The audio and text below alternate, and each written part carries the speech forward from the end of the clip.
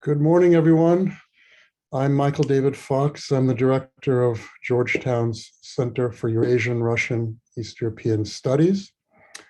And today's symposium on a very important topic, the relationship between Washington, Moscow, and Beijing, has been in the works for quite some time, particularly thanks to the efforts of our colleague, Vadim Grishin.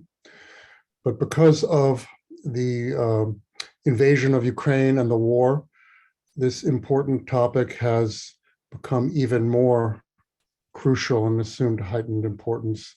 And while the increasingly horrific events on the ground are getting the lion's share of attention, the topic of today's symposium is extremely important and very timely. So in light of this, I'm very pleased to say that Dean Joel Hellman, Dean of the School of Foreign Service here at Georgetown, has been agreed to join us and to introduce the event. Dean Hellman has been studying the international system, international politics and economics for years, and all of these things have been suddenly transformed by Russia's invasion. But not everyone may know that his background is in Russian studies, politics, economics, and particularly the banking system. So I'm particularly pleased to welcome him here today to say a few words to launch our symposium.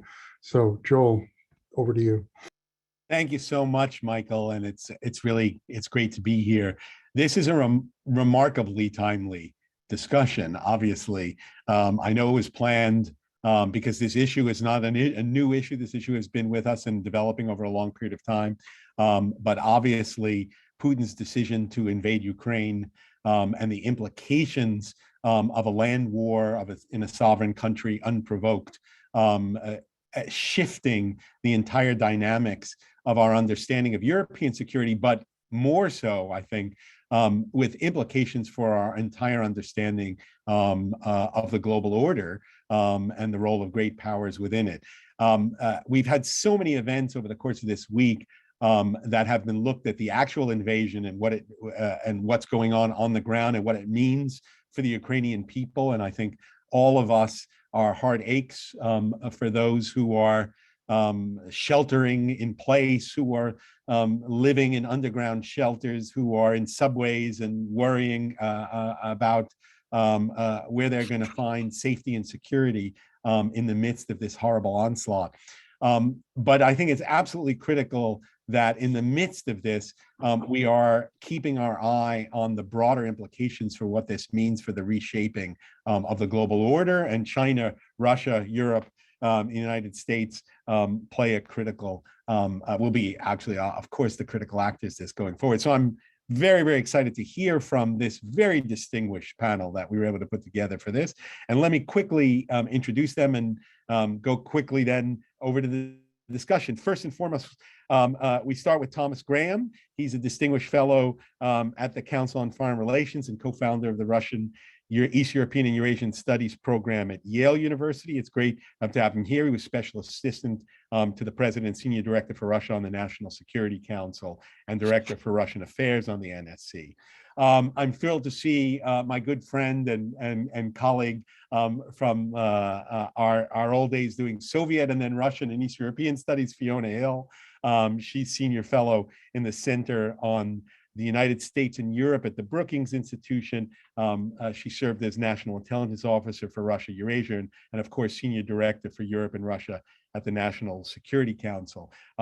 She is she's the author of many works on Russia and Eastern Europe, of course, but a great expert with extraordinary knowledge on Putin himself and his role in Russian politics, and the author of recently widely read book, There Is Nothing for You Here, Finding Opportunity in the 21st Century.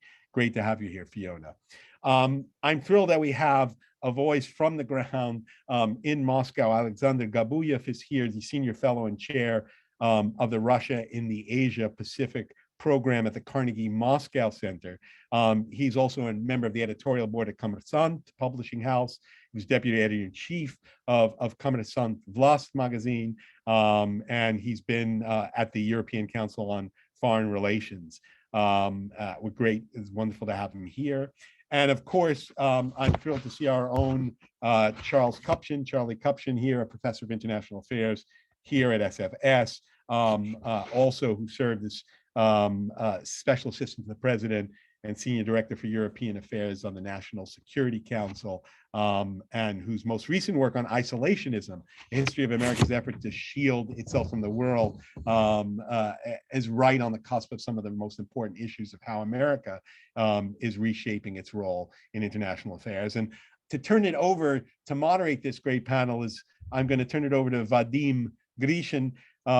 He's an adjunct professor here at Sirius in Georgetown and a professorial lecturer at GW.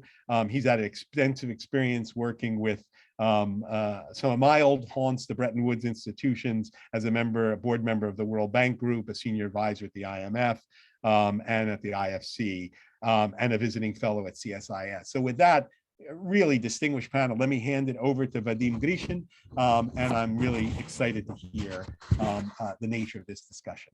Over to you, Vadim. Thank you very much. Good morning, everyone. And thank you, Michael, and thank you, Dean Hellman, for your introductory remarks. Today, we are going to discuss relationship in the great strategic triangle, US, China, and Russia. The relevance of this topic, as already was said, has only increased in the context of recent dramatic events.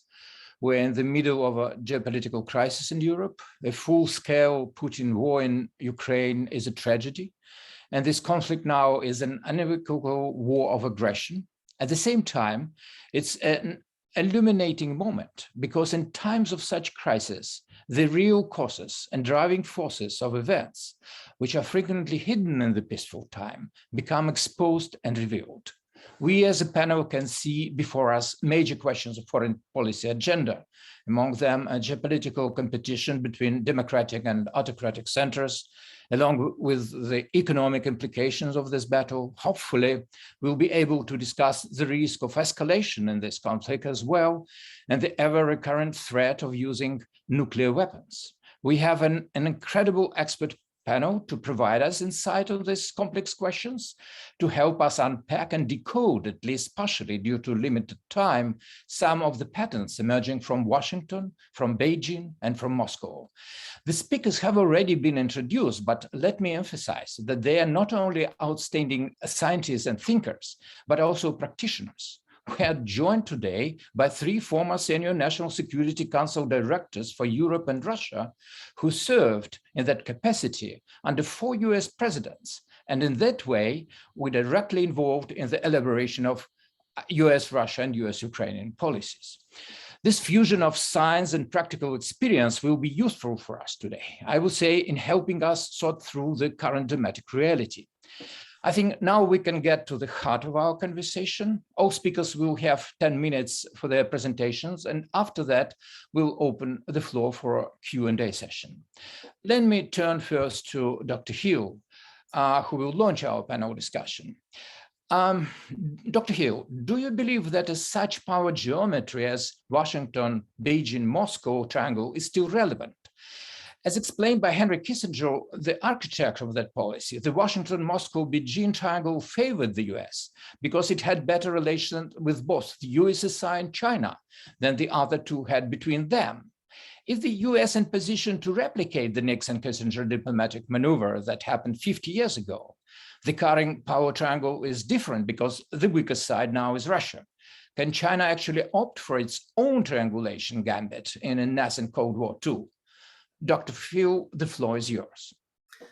Well, thank you very much, Vadim, and it's just a great honor to be with everyone. And I will not take a full 10 minutes because I think we've got such a amazing group of people here with perspectives that I'd like to also hear from them, and also to make it more possible to have a discussion. Because I think as you've laid this out, we have to recognize, and Joel has made the same points here, and Michael as well. We're in a very different environment from what we envisaged that we would be when we first talked about putting this panel together. We're in the midst of a war, a real war, on the ground in Europe. And China has become a factor in this war as well, in ways that we wouldn't have envisaged months ago, weeks ago, when we started to talk about this. Why is China a factor in this? It's because on the eve of this war, on the margins of the Beijing Winter Olympics, President Xi and President Putin had a meeting. And they issued together a statement which for many of us watching this was a game changer. A game changer in a line of what you've laid out here in terms of that triangle, because it suddenly became a very unequal triangle. And China seemed to put itself on Russia's side in a fairly unequivocal fashion. I mean, there was some, I would say, ambiguity about how far China was willing to basically link itself to Russia, although the whole statement suggested there was no limits to the prospective partnership of China and Russia. But of course, this was, a week or so before the Russian invasion of Ukraine. But there was a number of things that stood out for all of us watching this. First of all, that China denounced the expansion of NATO, basically made similar statements to Russia about the unacceptability of one country doing things at the expense of the security of others, obviously alluding to the United States. And of course, the United States was mentioned in this statement. But there were also a couple of other things that were not said by the Chinese. There was not, basically a repudiation of that point of Ukraine's independence, sovereignty, and territorial integrity. There wasn't particularly a mention of Russia's strategic groupings in the region, the Collective Security Treaty Organization, which had just been deployed recently in Kazakhstan. And there wasn't any kind of sign of an acknowledgement or a willingness on the part of the Chinese to recognize, for example, Crimea as being annexed by Russia. So there were some elements in this here that, didn't suggest that fully China was on board with Russia's depiction of events that were unfolding at this time. Since then, we've got information that suggests that the Chinese were kind of aware that Putin was going to launch some kind of, as he put it, military technical operation into Ukraine. So they weren't caught completely unawares. And it also appears that the United States is trying to affect that triangle along the lines of what you were also laying out there, and what we were thinking about US outreach to China at the same time that we've got ourselves into this very difficult relationship with China. That the United States government, the Biden administration, was trying to warn China of the full intent of Russia with the exercises and the buildup of troops, and trying to see if China would intercede to pull Russia back. And that the Chinese discounted the intelligence information that was shared with them and went further and even shared it with Russia, basically making it quite clear that China was not prepared to basically entertain any ideas that the United States had at that point about putting any kind of restraint on Russia. Now we're in a totally different world. That was on the margins of the Beijing Olympics. It seemed that President Xi also had some undertaking from Putin not to do anything while the Olympics were underway, although I think Paralympics have opened up right now, so that's going on against this backdrop of conflict. But what we have now is a whole different framing in the United Nations. With Russia having just left its United Nations chairmanship of the Security Council, giving away to the United Arab Emirates, and the UK is going to come in next. And China being put on the spot by the United States and others to come down on the side of issues that China has always emphasized, which is sovereignty, independence, and territorial integrity. And I think this is where the new phase and focus is going to be of US diplomacy and our thinking about this. About will China, having made this decision to stand by Russia, basically preside over the slaughter of Ukraine, the carving up of Ukraine, and the complete denial of Ukraine's independence, sovereignty, and territorial integrity, and what the implications of this will be for China and for everyone else as well.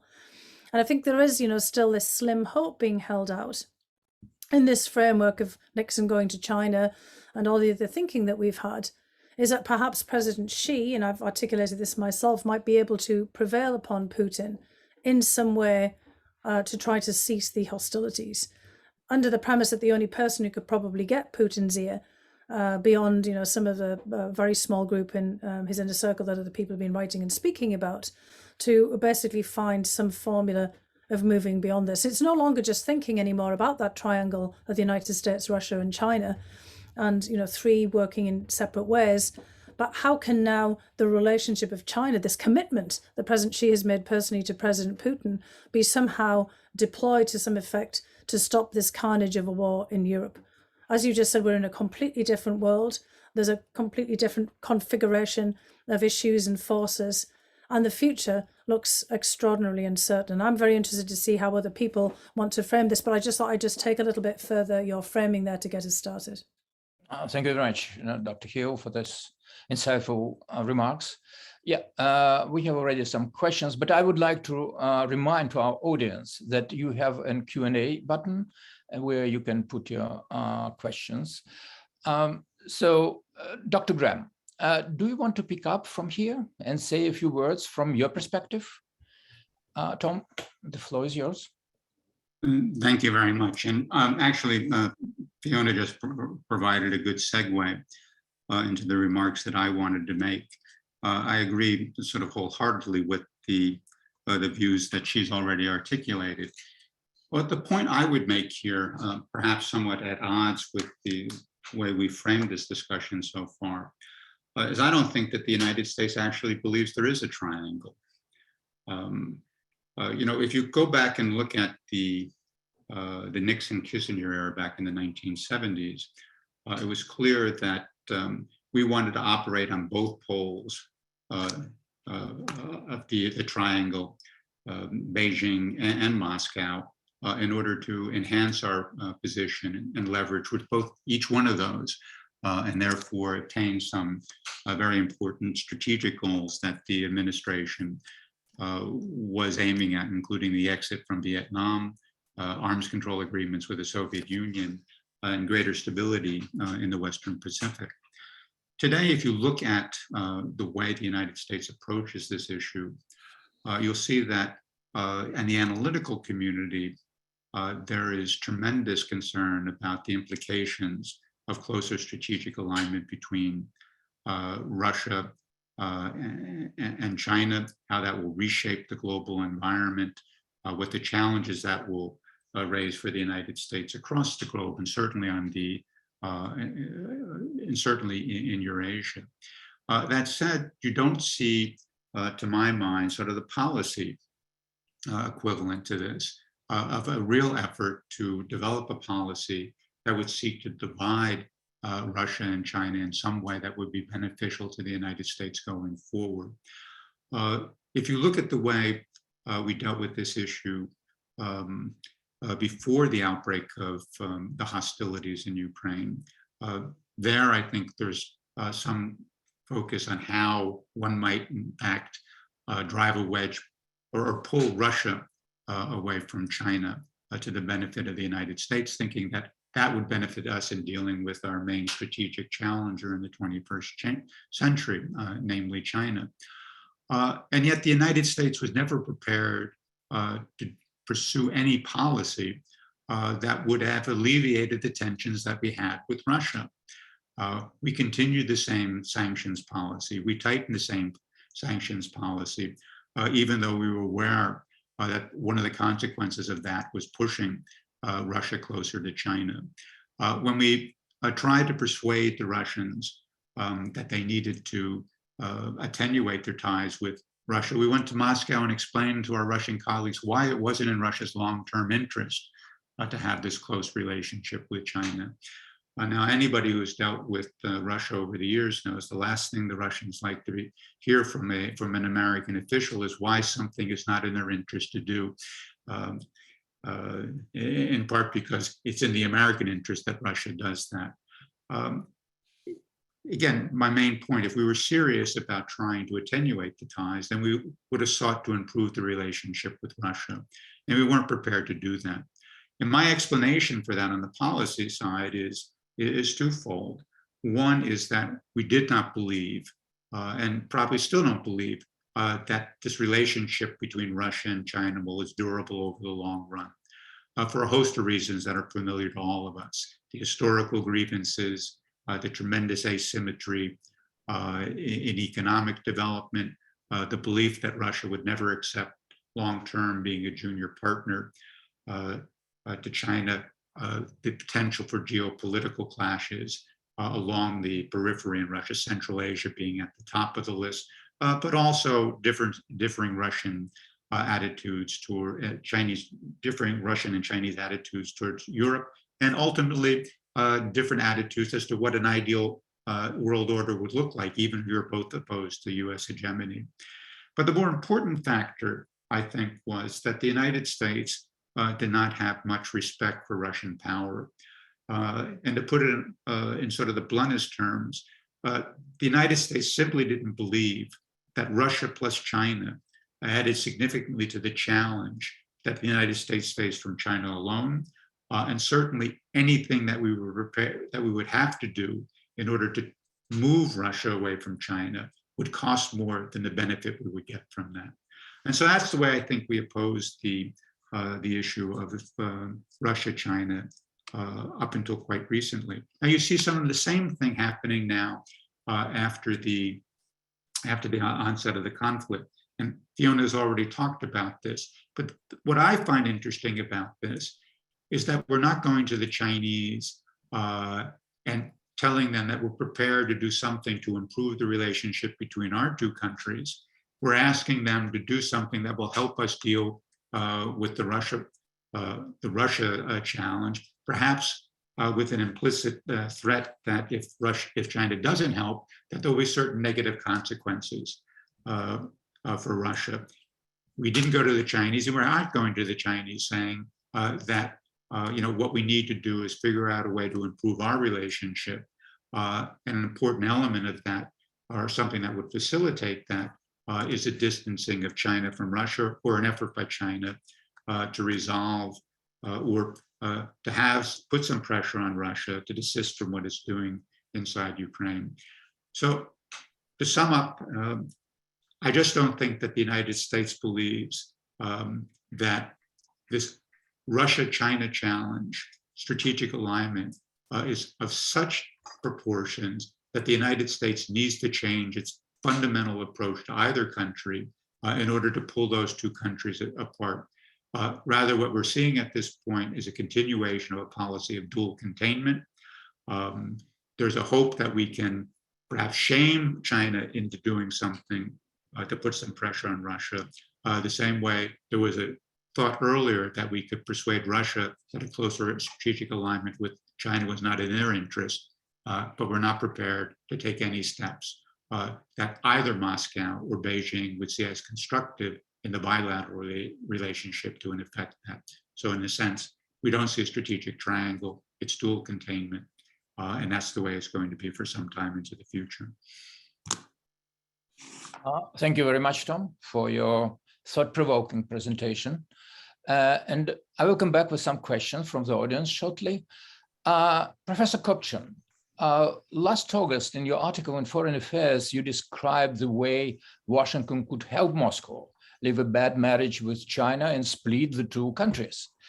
Since then, the situation has dramatically changed. What kind of a long-term strategy would be wise for the US to investing in order to help put China's relations with Russia back into play? Well, Vadim, you've blown my cover by referencing an article I did write last year, arguing that the United States should adopt a strategy to peel Russia away from China.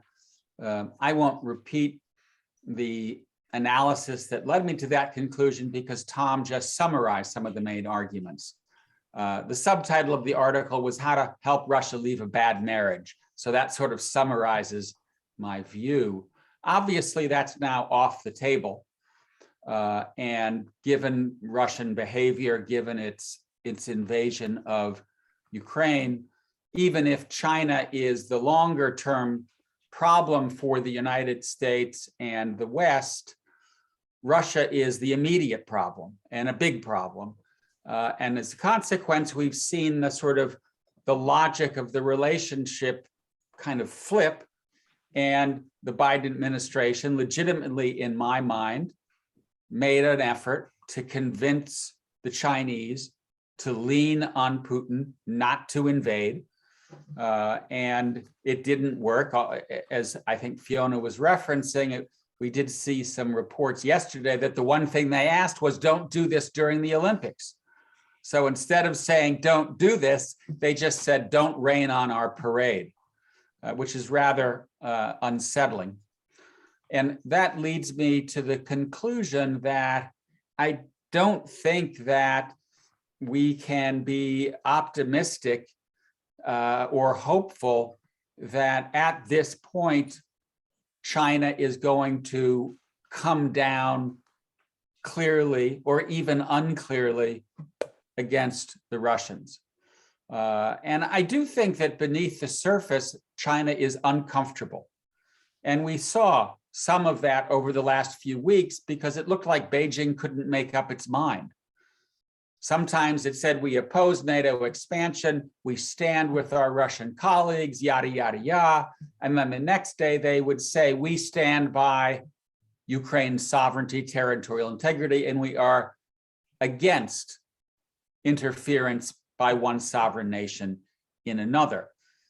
And I think the basis for that is that unlike Russia, which really wants to disrupt and turn the status quo upside down, China wants to roll back the American-led liberal order, but not in a disruptive way. It wants to do it in a steady, progressive way, because in many respects, its rise has rested on that order. Its rise has rested on global economic interdependence and on geopolitical stability. And I think that everything else being equal, they're not comfortable with a Russian invasion of Ukraine that is polarizing the international system and forcing them to make tough choices. That having been said, I think the Chinese find their relationship with Russia to be instrumentally useful. And as a consequence, I'm not optimistic that our diplomacy or other things that we could do are really going to break that. The one wild card that I would throw out there, and maybe Alexander, who I guess will be speaking next, or others could comment on this, is what happens if we ramp up sanctions further, we cut off Russian oil and gas, and then we say to the Chinese, we are going to impose secondary sanctions on you if you continue to do business with Russia, even though they are under these tight international sanctions. We may be getting there. My guess is that still would not force Beijing's hand, but it's worth a discussion maybe in our conversation today. But I agree with the conclusion that Fiona and Tom offered, and that is we're now headed back to something that looks like containment, except it's going to be dual containment. It's going to be containing Russia on a new eastern, it's more east than it used to be, boundary line between NATO and Russia. It will be more militarized, it will be more hostile. There will be a containment of sorts with China. And so we're looking at a world which unfortunately is going to be headed gradually back into a kind of block system, where I would offer a caveat is that we're not going back to the block system that we saw before 1989. It seems to me the world is too interdependent. Yes, we're decoupling with Russia, but I don't think we're going to see a broader decoupling with China. And there are lots of issues there, whether it's pandemic, climate change, nuclear proliferation, where we're going to need to keep open the doors of communication with both Russia and China. To the best of my knowledge, Russia is still engaged in the talks on the Iran nuclear deal. So there is still diplomacy going on. My final comment,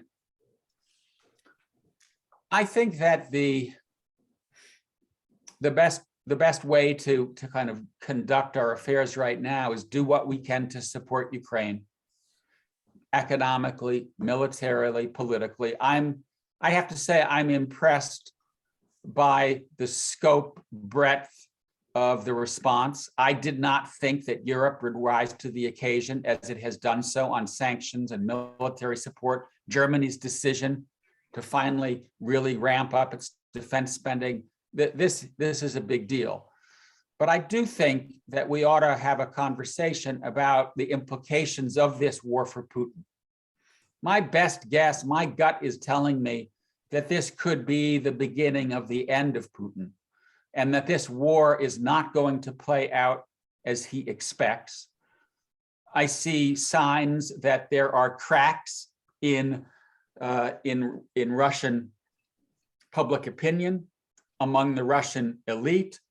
I guess those cracks are going to continue as sanctions increase and Russia's effort to subjugate Ukraine leads to more bloodshed and more chaos. So I do think it's worth having a conversation of what we can do to help expedite what I do think could be the beginning of the end of Vladimir Putin. Thank you, Dr. Copchen, for your great presentation. We will continue this conversation during Q&A session. And you already raised a question to Mr. Gabuev. It's right time, Alexander, to pick up with you. Let me ask you also about your position. You have written a lot about the limits of Russia-China cooperation. The joint Sino-Russian statement on February 4th leaves little doubt that both Putin and Xi are united in believing that America possesses an existential threat to their ambitions. Putin was also successful in getting Xi to weigh in against NATO expansion. So have you changed your mind in the context of these recent events? Please tell us how you see the situation. I think that it's all very dynamic and in flux. We have so many wild cards on the table given the length and brutality of war in Ukraine. I unfortunately believe that we haven't seen the ugliest and the scariest pages of this war just yet, and they are to come, and they will have a tremendous impact on Russia itself, on dynamics of sanctions, and on possible China's attitude. I think that if people have woken up to the reality of really deep Sino-Russian partnership by the February 4th statement, they're probably not watching this relationship carefully. The trend line has been there for at least 3.5 decades, probably since Gorbachev's visit to Beijing, when the ties have been normalized. They share border that doesn't have a territorial conflict. They have complementarity of the economies. There are two authoritarian states. This trend line would be there even with the US out of the picture. With US going into dual containment, as Tom and others have totally rightfully suggested, in my view, that was another factor and the secret sauce driving the two closer together. So February 4th statement, to me, doesn't contain that much new news. A lot of topics are actually borrowed talking points from the previous statements, somewhat expanded. The criticism towards NATO expansion is really new, but I don't think that we should equate criticism of NATO expansion and support for Russian demands for European security guarantee, which, as I think some of us knew before, and as we are all convinced now, was a diplomatic decoy to cover up final stages of preparation for this war. All of this doesn't equate Chinese support for Russia's actions in Ukraine. China has its own grievances with NATO, probably going back to 1999 bombings of Chinese embassy in Belgrade. It definitely is very angry about some NATO nations sending their ships to South China Sea and Strait of Taiwan in support of US-led FONOPs. And it's basically a deal where China criticizes NATO and US-led military alliances, and Russia criticizes AUKUS and Quad and other US-led alliances in Asia. So I think that criticism towards NATO is leaning on Russia somewhat, but it also reflects Chinese national interests. I don't know whether Putin and Xi had a conversation about this war. It's hard for me to imagine this direct conversation. Nobody has been in the room. I don't know what kind of information the US intelligence has. But my view is, and like talking to my Chinese context, is that China understood very clearly that it doesn't have any leverage to change Mr. Putin's course of action. If conversation with Joe Biden and all of the sanctions menu that was put in front of Mr. Putin, telling him what the consequences would be of an invasion, didn't dissuade him. And like all of the fallout for the Russian economy were visible at that point, probably not the magnitude of sanctions that resulted. And we can talk about this, why that happened. But definitely they knew that if the US pressure doesn't change its course, if careful voices inside the Russian government, who obviously didn't know anything about the preparation of the military assault on Kiev and Kharkiv, what could Mr. Xi Jinping put on the table to dissuade Mr. Putin? I don't think that China has even tried. And then if the US thought that, Xi could exercise pressure on Mr. Putin, I think that's a very wrong optics for looking at this relationship. I think that what China was prepared to do was borrowing page from its reaction to Crimea annexation in 2014. And here, I don't see any contradiction between stating that, we support territorial integrity of Ukraine, and we actually support sovereignty of nations. And yes, peace is key to everything. And at the same time, not criticizing Russia directly, abstaining in the UN, and then not violating the letter of the sanctions, but doing everything what's allowed by the sanctions regime. That has been China's playbook in relations with Russia since 2014. And that's led to China mounting more significant presence in the Russian economy and making the relationship stronger.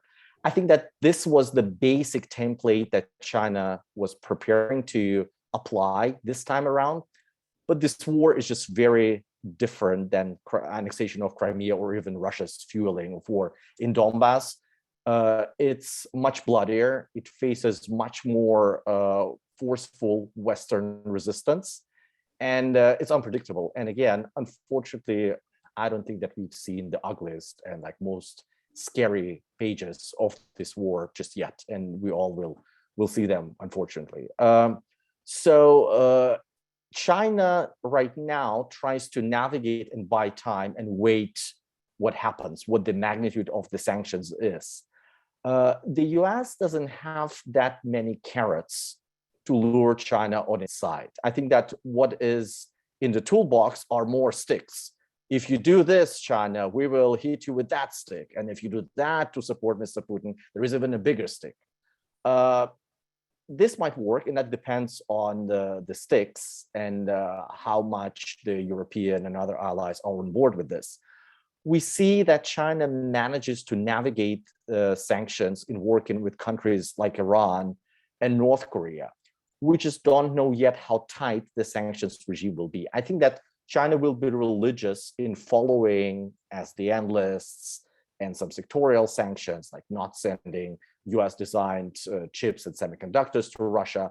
But there is a lot in the Chinese toolkit that they can do to support the regime. And the brilliant opportunity there is that Russia now is destined, if Putin regime sustains, which I think is the basic scenario, will have to be more reliant on Russia. This war is catastrophic for Ukraine, but it's catastrophic for Russia. It's not catastrophic for the regime. It might be not the end of Mr. Putin's regime just yet, but it might be like a big challenge to Russia as we know it. And there will be multiple ripple effects, particularly like in the medium and long term. That presents an opportunity for China for sure, but it will carefully navigate risks. Very final point.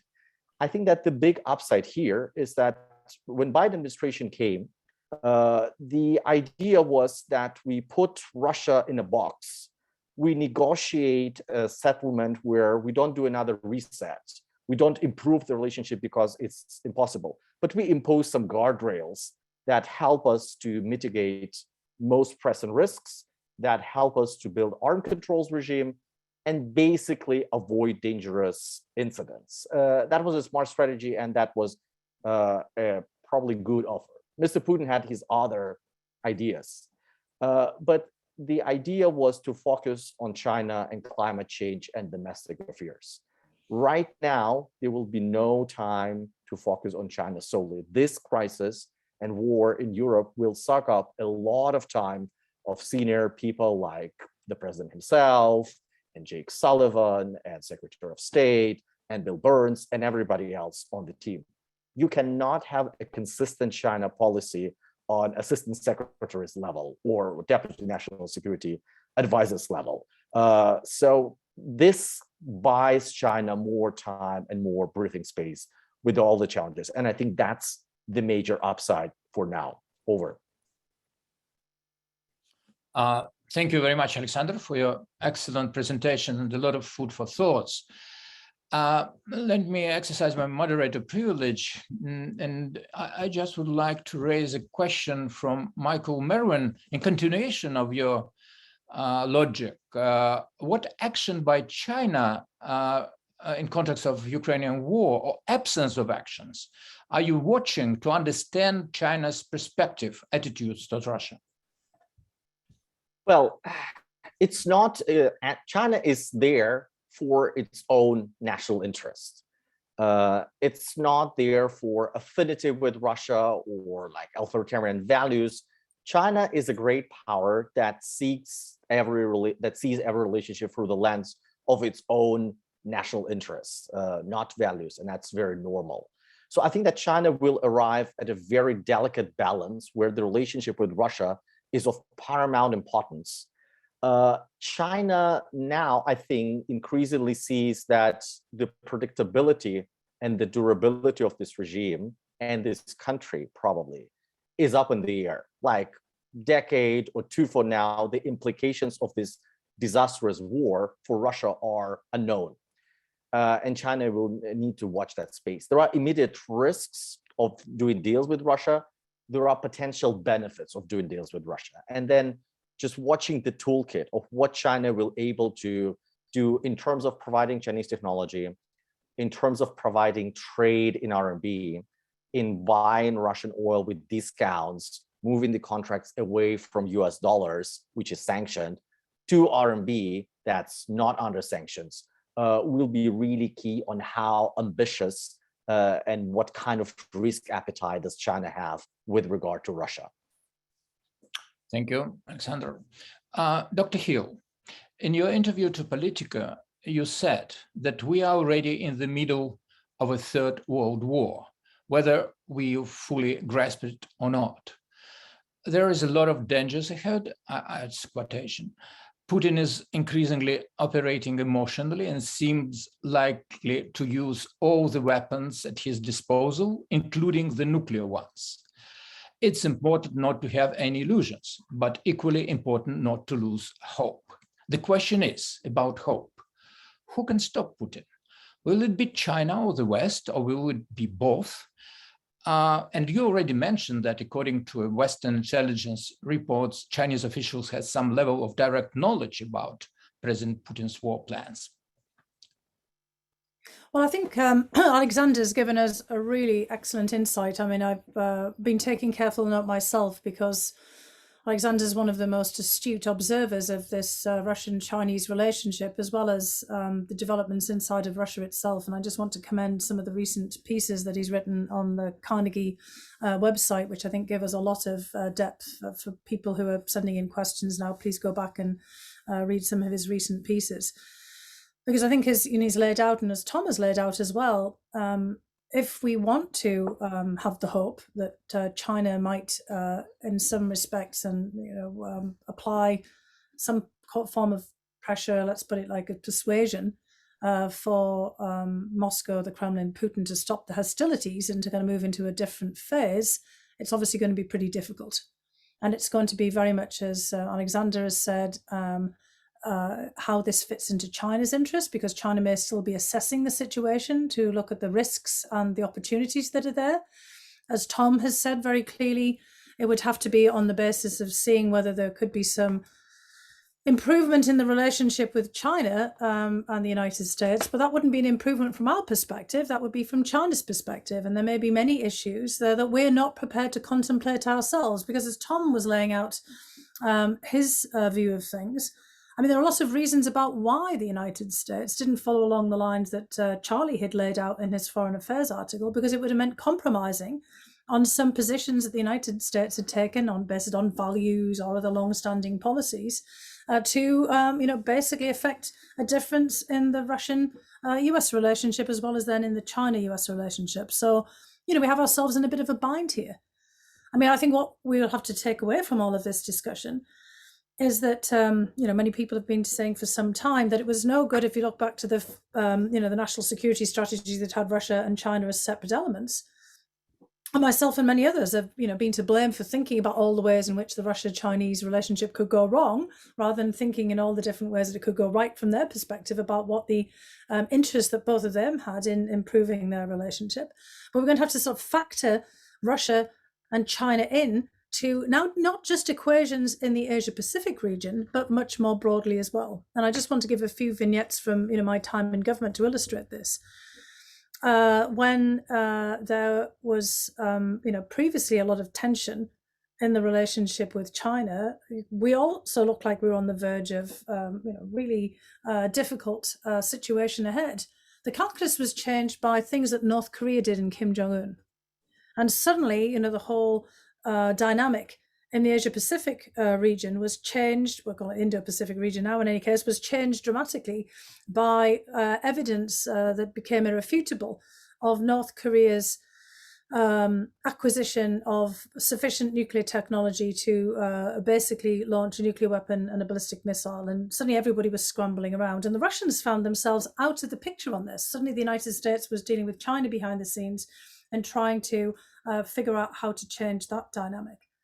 Russia was never really in the Indo-Pacific or Asia-Pacific calculations. Now it absolutely most certainly is, as of the United States, as Alexander has said after the February 4th declaration, although those trend lines had been moving in that direction for quite some time.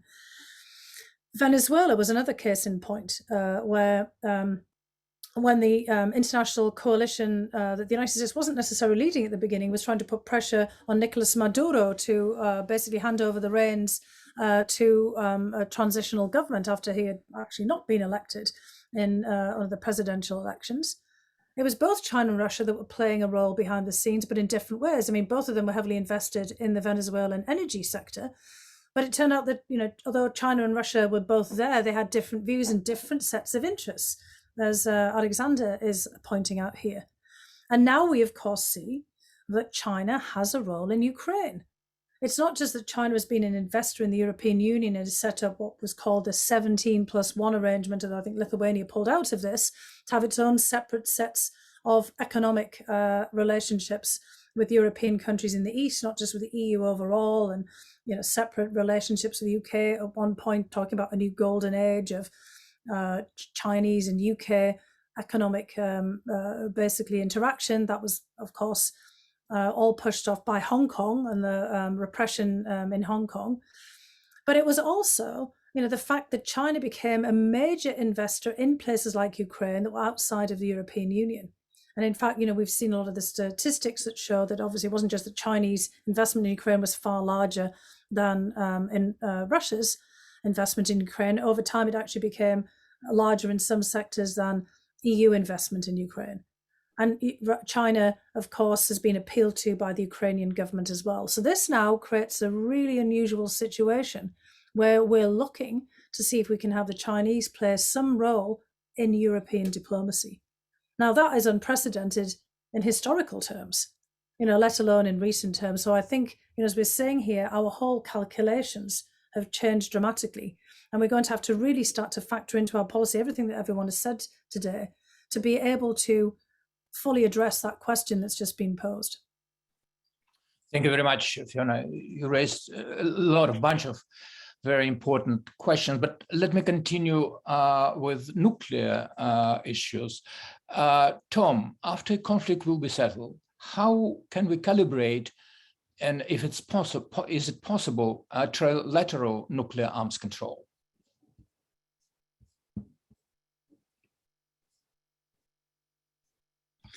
That depends on when the conflict ends. You have a good estimate of when that might occur?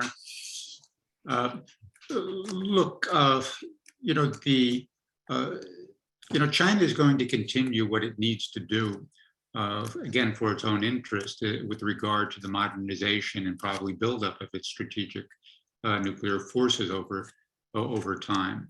It will continue to do what it needs to do in the construction and deployment of intermediate range ballistic missiles and so forth. So there's going to be a need. I think this was recognized by the United States some time ago, certainly during the Trump administration, that China needs to be included in discussions of strategic stability going forward. How this conflict is going to impact on that, I think, is an open question. I think the first thing that we can say is that we're not going to see much progress in the strategic stability dialogue between the United States and Russia as long as this conflict is ongoing. The United States has suspended the talks at the moment.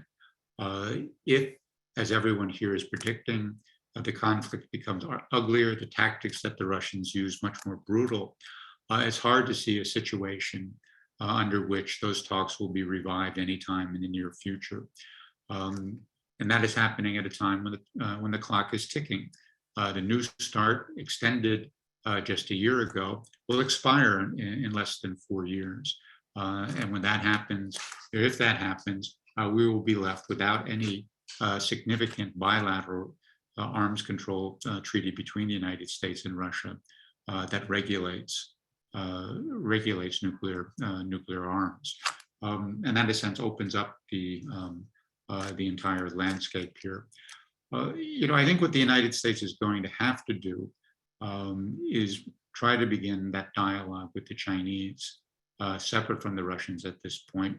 In the current circumstances, the United States has that possibility. The question is the one that we've been asking for some time: are the Chinese themselves interested in having that dialogue with the United States at this point?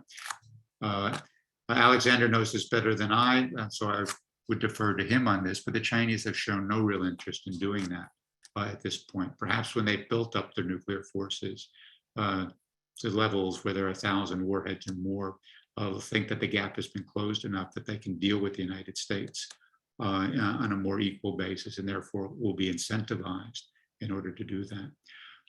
But this is a sort of a long-winded way of saying that I don't see very good prospects for nuclear arms control stability talks going forward. Russia has been a critical element of that for obvious reasons for the past 50 to 60 years. I don't see that the US and the United States engaging actively in this while this conflict is ongoing. And then I would add a further element to this as well, and that is the non-proliferation regime.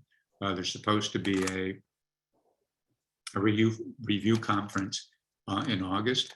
I think as the conflict deepens in Ukraine, as Russia becomes much more toxic, it's hard to see that going forward in a way. One, I think it's hard to see that going forward, period. But two, it's hard to see it going forward in a way that would lead to a greater effort to control the spread of nuclear weapons. So we're looking at a very complicated and dangerous nuclear world going forward as a consequence of the Russia's actions against Ukraine. I don't see China stepping into the breach to help the United States manage this going forward. Thank you, Tom. And Fiona also mentioned this European security architecture. Professor Copchen, in your recent article with Richard Haas in Foreign Affairs again, you argued that the 19th century concept of Europe provides a model for managing great power relations, avoiding major wars and balancing an imbalanced world. Do you believe that such a construct is still an option? And what role would China play in such a model? We can't hear you. Unmute, please. Let me just pick up on the last issue before I say something on the concert. And that I think we ought to keep in mind how very significant the opportunity costs are here. Alexander mentioned that, the president, the national security advisor, the secretary of state, they're going to be consumed by this for quite a while, and I agree with that. And so some of the effort to have a long-term plan for arms control, for strategic stability, for dealing with issues that you might call over the horizon, I think these are really on hold now. And I would put into that basket the domestic agenda, which remains so critical. Biden, I think, was right a couple of nights ago to spend most of his State of the Union talking about his domestic agenda. But you can be sure that right now he's spending most of his time dealing with the crisis in Ukraine. And I don't think that's going to change, because I think this is going to be a conflict that plays out over a period of time. And we may see, a long-running insurgency. We may see Putin threaten to go further.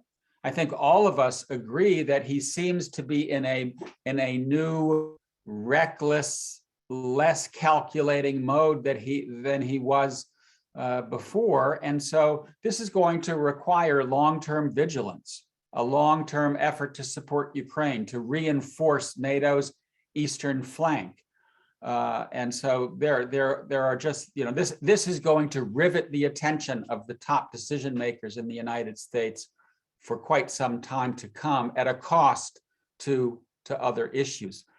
I think the idea of some kind of concert, that is to say, a broader architecture that would bring China, Russia, India into a flexible format, is off the table for now.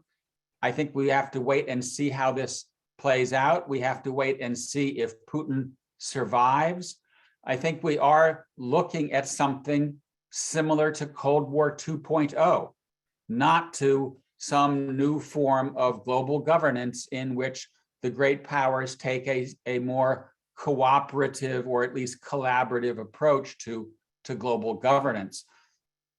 If we had had this conversation, a few weeks ago, I would have said we're headed into a world in which the demand for global governance will be high, the supply of global governance will be far below what's needed.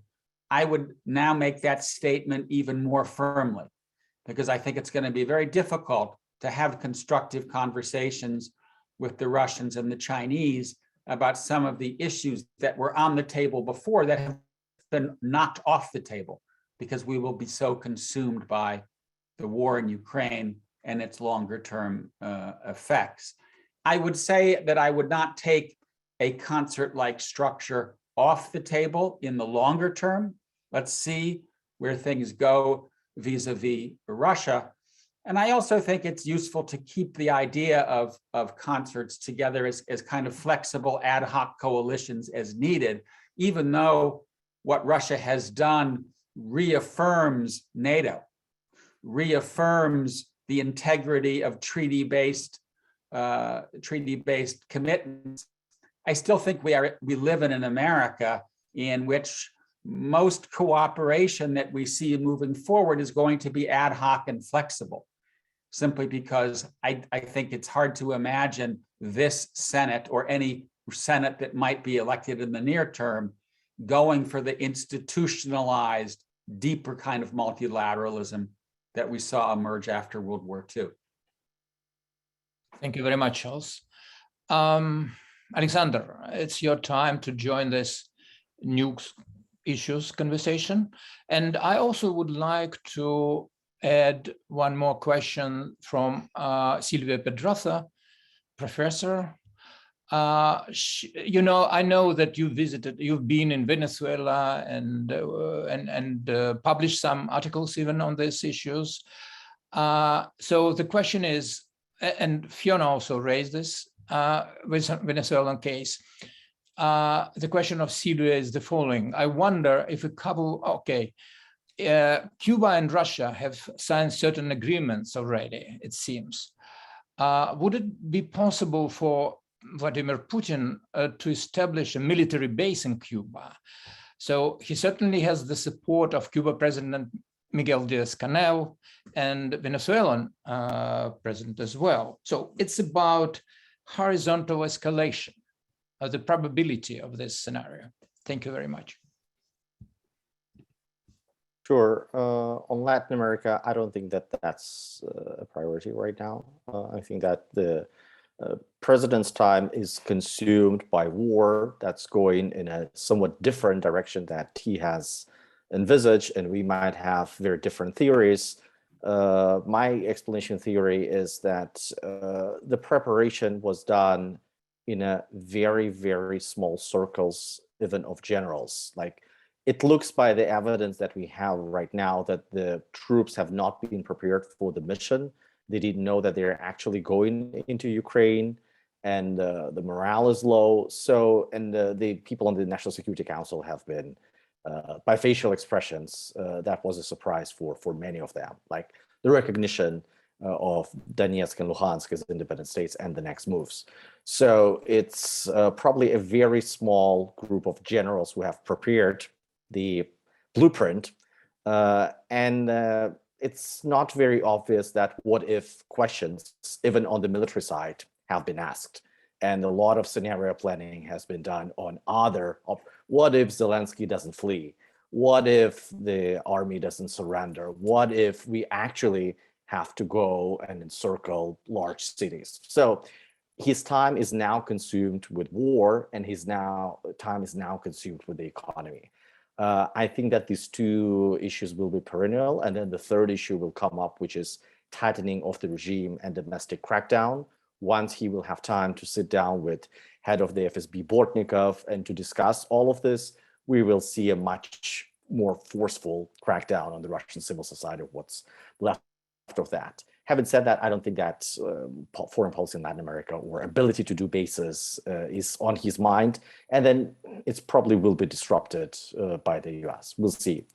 On the nukes, Wendy Sherman was on the record talking to my former colleague, Yelena Chernenko in Kommersant, when Wendy said that the arms control talks with Russia are off the table for the time being.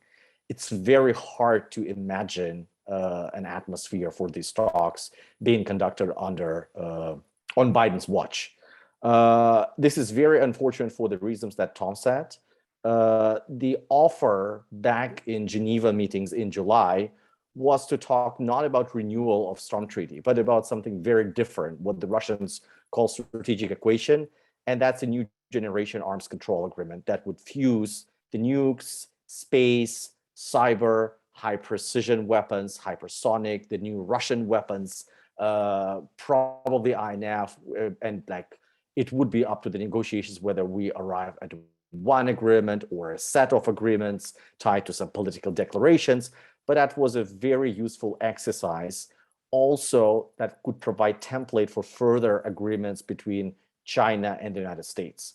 China is not willing right now to come to the negotiation table because it wants to reach the threshold of the US. But when it's there, it probably wants to come to an agreement, and that will need to include all of the other elements and systems now. So it's not sufficient to just sign an US-Chinese version of the START treaty. It needs to be much more complex. Unfortunately, because of the collapse of Russia-US armed security talk, we don't have a template. We don't know what it's going to be. The final point here is that the channel that's urgently needed, and the one that I hear Pentagon is trying to establish, is some template of Syrian war that the general staff talk to each other in order to avoid military incidents. But prevention of war prevention of war in Ukraine escalating to a Russia-NATO military conflict is perhaps like the real task for now, and that's all on the agenda. Just so I understand, Alexander, what you mentioned, is this a broader discussion between the Pentagon and the Russian military, or is it specifically focused on the Ukrainian theater, the border with Poland, and areas close to the conflict? All I know is what we all know from the news, and that's around Ukraine. But then this protocol in Syria has been very successful.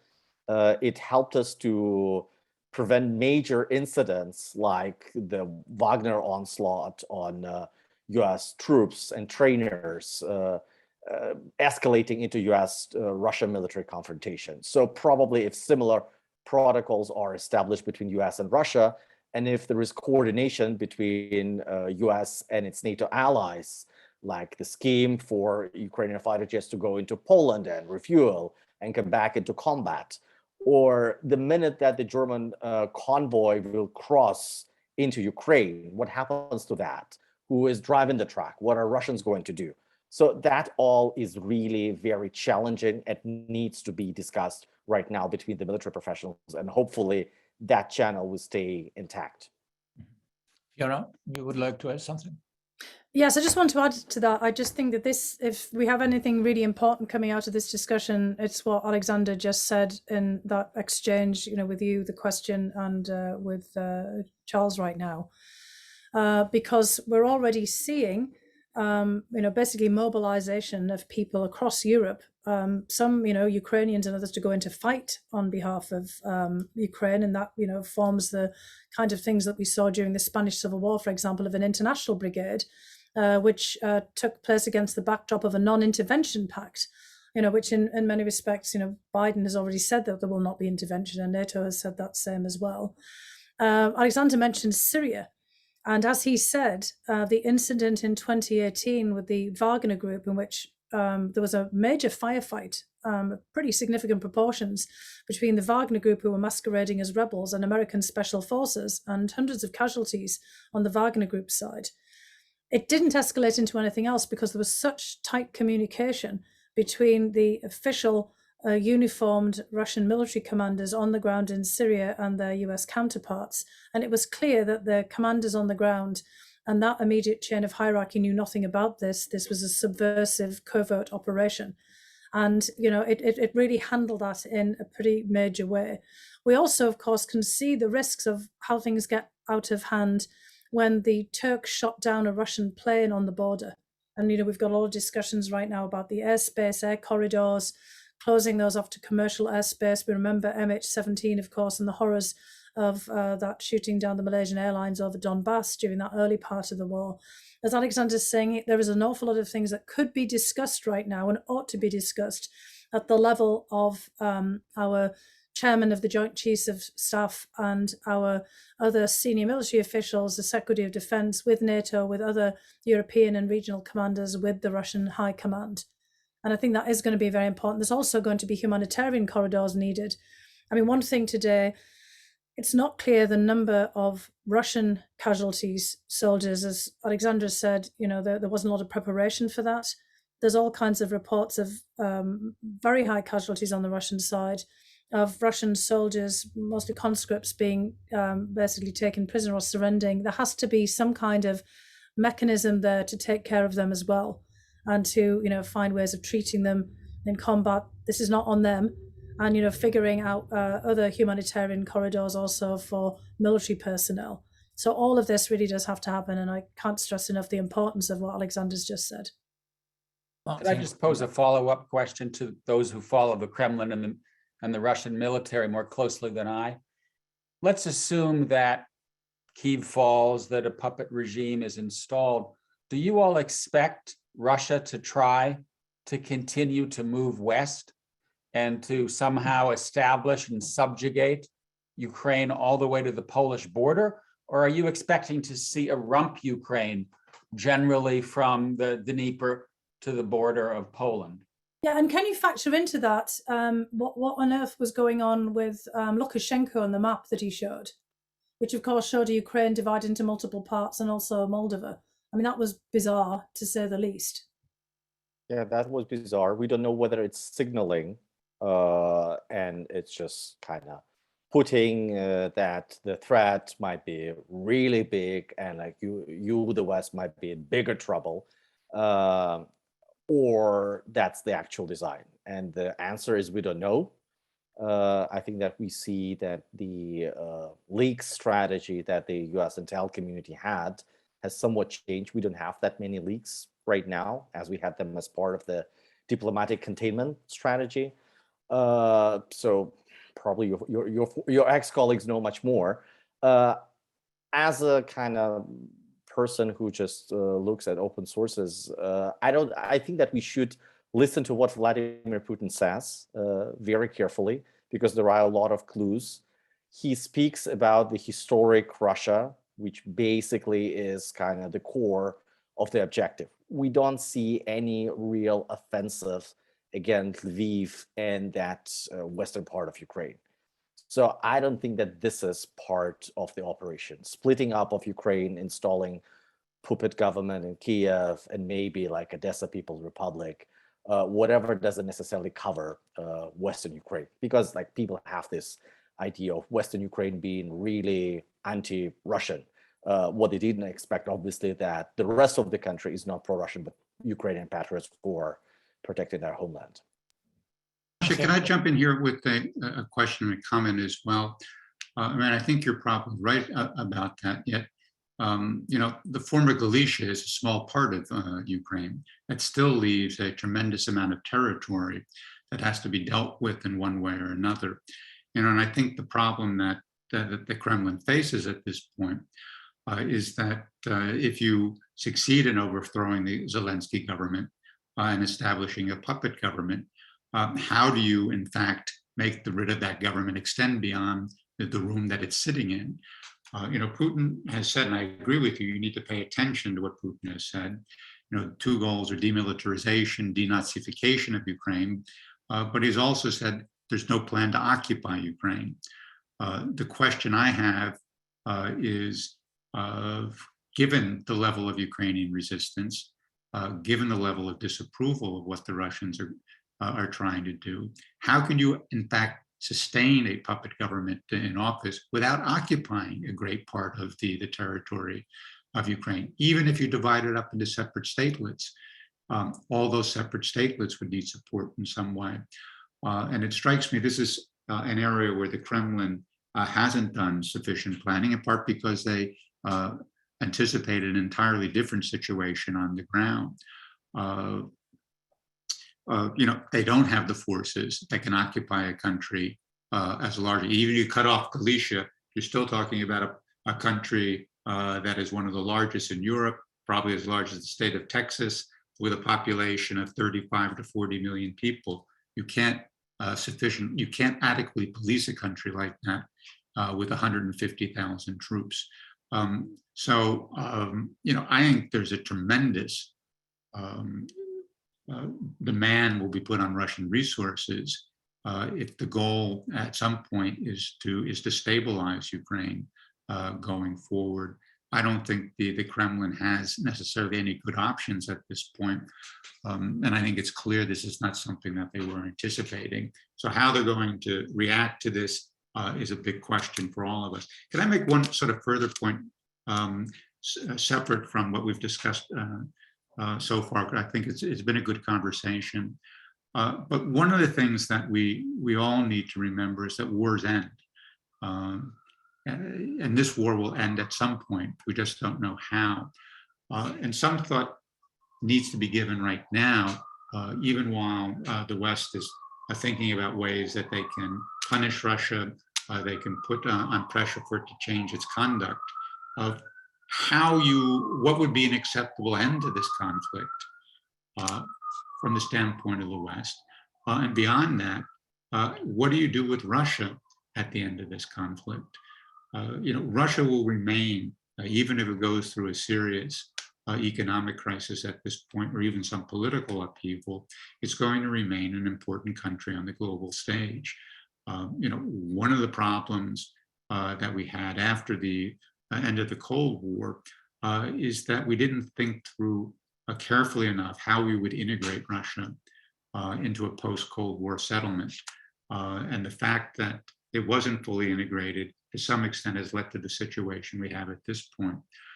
So what is going to be the future of Russia? How will we integrate it into a European order, into a global order? What can we do, or what should we be thinking about now that in a sense would prepare the grounds for a less volatile and more constructive relationship between Russia and the West a Russia that's playing a more constructive role on the global stage.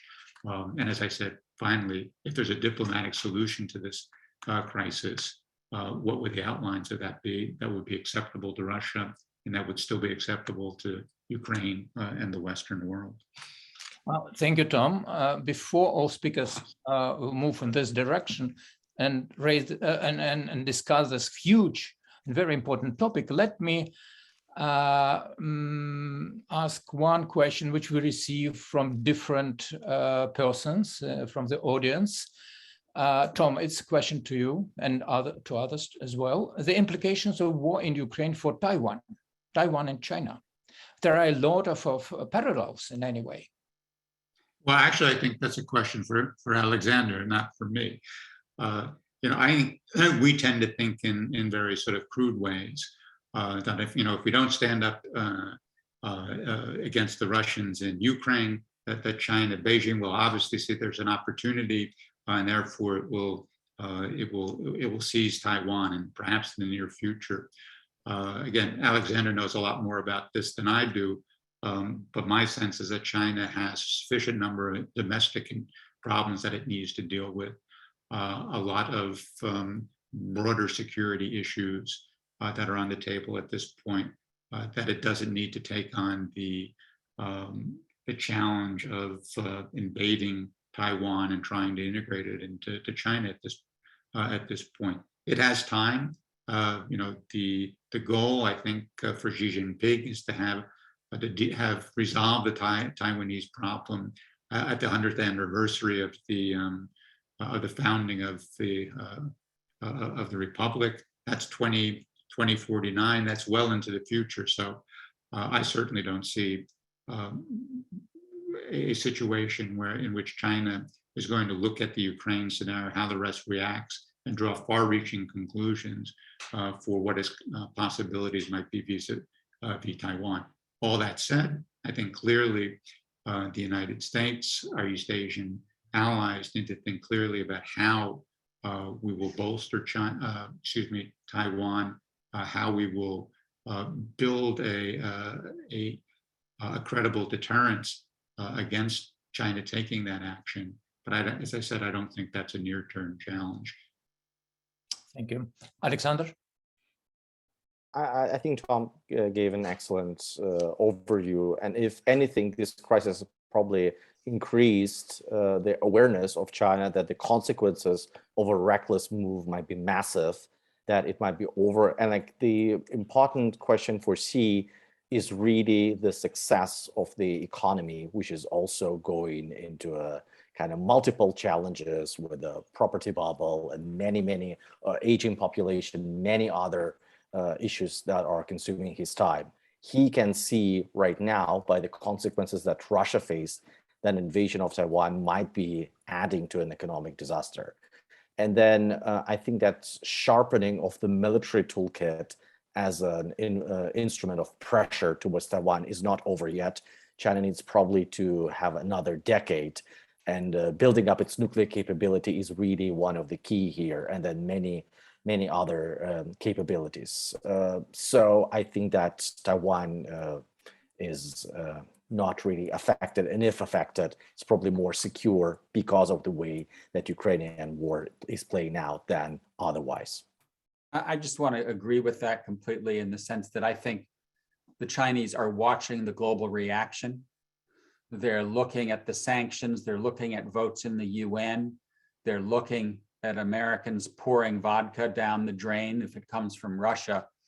And I think this will convince them further that going after Taiwan anytime soon would be a big mistake. Okay, thank you. Fiona, yes, please. Yeah, there is one point that I want to make that, would be, perhaps a bit too much to kind of open up right now as we're getting towards the end of the discussion. But there may be some other lessons that China takes away from this that go beyond, and it's really that latter point that Charles was talking about that makes me think about this, that China might start to worry about, apart from government pressure, building up the military, etc. It's the popular response to this war in Ukraine. I would, suggest from the Russian point of view now that Vladimir Putin and the people around him are probably pretty worried, about how ordinary people are reacting, and about the risks of demonstrations and protests themselves. And I mean, obviously, in the case of China, there's many concerns about the non-Han Chinese population. There's a lot of concerns about social media and the Chinese context. I mean, we can see an awful lot of reactions at the popular level in China to all kinds of different incidents. So it's not predictable about how people in China will understand what's going on in Ukraine. Russia seems to be somewhat hermetically sealed, with a lot of people not getting any of these images. But is the Chinese government going to censor, some of the pictures coming in from Ukraine about brutality? Because that is really affecting the population at large. We're a very integrated, highly networked, highly diffuse and decentralized set of societies outside of China and Russia. And a lot of the stuff that we're seeing is literally people power. Everything from, as was said, pouring vodka, although it's actually distilled in Latvia, still rather than Russia itself. But there's also, the Latvians are probably not too happy here, but it's actually true that, of course, the Russian state has a vodka monopoly. We're getting everything from the skating federation, the boxing federations, hockey leagues, I mean, you name it. And then individuals taking action in support of Ukraine, students and people on TikTok. And that's the way that we're collecting information about what's happening on the ground.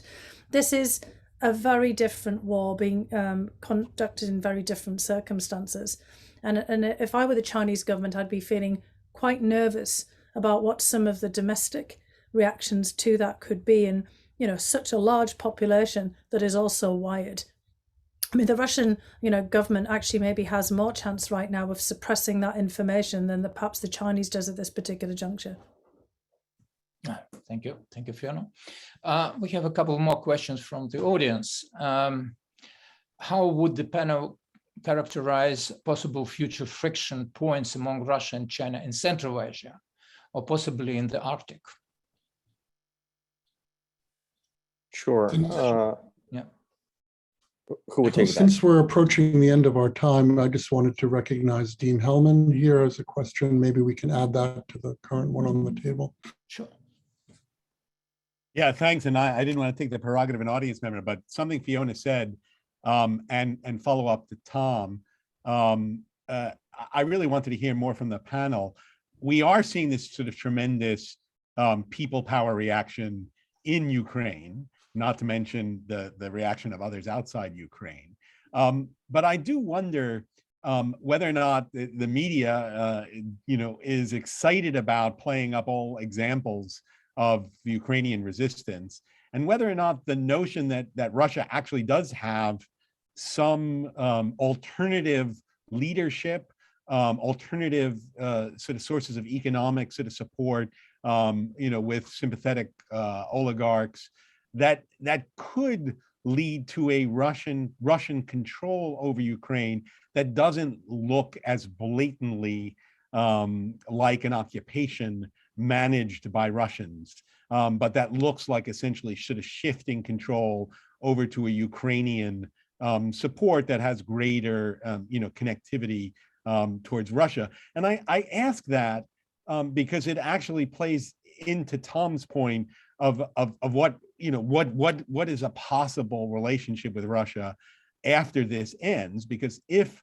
it looks like, well, this shifts to a different coalition, Zelensky government ends, there's a different coalition of support within Ukraine that has a rapprochement with Moscow, then one might envision the possibility of unfortunately normalization of this. I'm not advocating it, but I wonder what your sense is. Has that element of the Ukraine domestic engagement with Russia just kind of disappeared as a result of this? And is there any evidence of it?